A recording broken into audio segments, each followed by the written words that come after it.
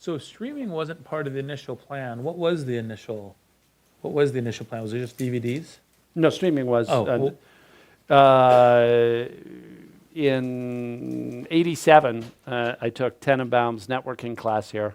And those of you, I don't know if they still use the same textbook or some adaptation of it, but you have to calculate the bandwidth of a station wagon filled with backup tapes driving across the country.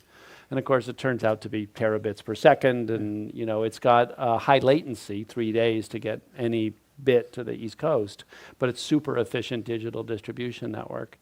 And in '97, when someone showed me DVD, it's the first time I'd seen it. I was like, oh my God, that's the station wagon. That's 5 gigabytes on this, 1 ounce plastic disc, and I bet you can mail that. And there's my network, there's my station wagon. And so we always conceived of DVD by mail as a digital distribution network with high latency. Yep. And someday we'd use the internet to take the latency out. And early in the internet was more expensive to deliver 5 gigs than mail.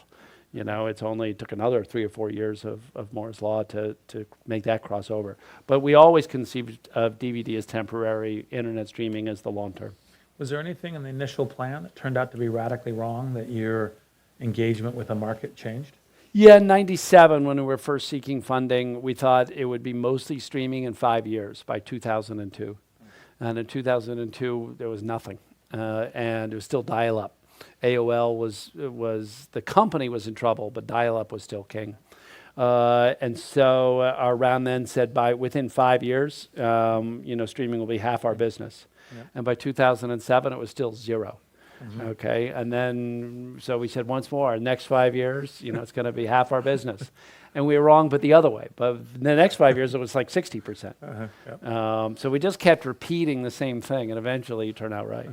Yeah, one of the things that I sometimes like to say about predictions is the only prediction about the future that is generally true is that most predictions of the future are false.